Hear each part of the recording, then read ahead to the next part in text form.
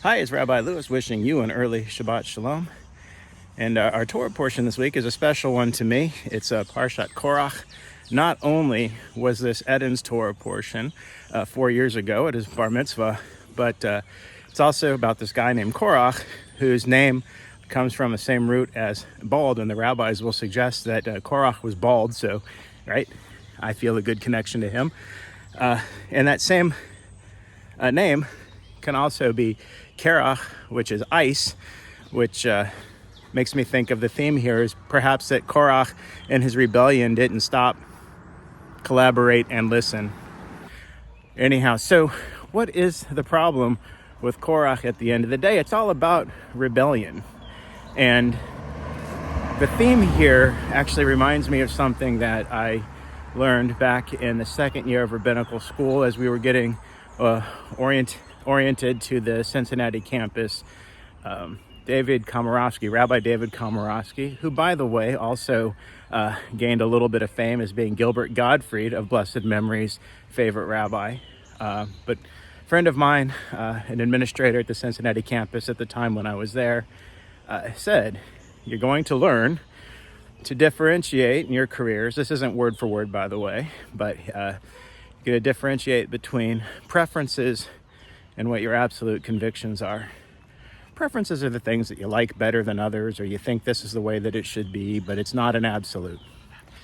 Absolute convictions, hey, there's a good friend of mine. Good morning. And by good friend, I mean four-legged buddy that I just met. Anyway, absolute convictions are things that you are willing to lose a job over. And I think there are certain topics, subject matters y'all have figured out that are absolutes for me, that my freedom of the pulpit, that I express and that our temple stands for. And if somebody were to push up against them, I would stand resolute. No, I don't want to lose a job, by the way, but I'm happy that I have the support of our congregation on those things for me, which are absolute convictions. But yes, so Korach stood up against Moses, and instead of trying to find a middle ground, basically just embarrassed the leadership by saying, we're all holy before God. And Moses, instead of actually hearing what Korach's plea was, said, no, I'm not going to give up any ground here. And then God comes in and basically causes the earth to swallow Korach up. So it wasn't the idea of rebellion that was wrong, or going against the grain, or trying to affect change, because we want to support that. It was the inability, I think, on both parts here to differentiate between that which was the preference versus that which was the absolute conviction. I mean, Moses was said, no, this is the way we've always done it, and Aaron and I are in charge. And Korach was like, well, I don't like that because I want part of it.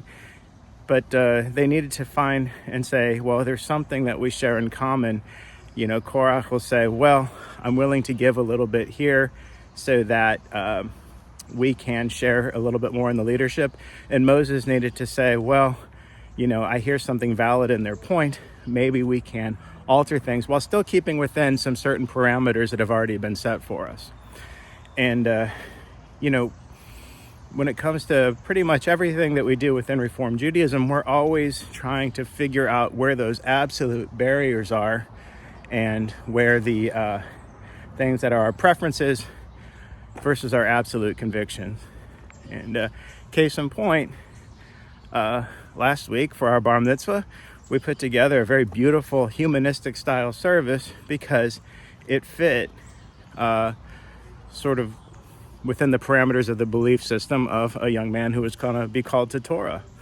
And I asked myself, and we talked about it with other people in the congregation, our absolute conviction is that every young person should be brought into the community of Judaism and have an opportunity to express themselves within the parameters of Jewish values and Jewish ethics.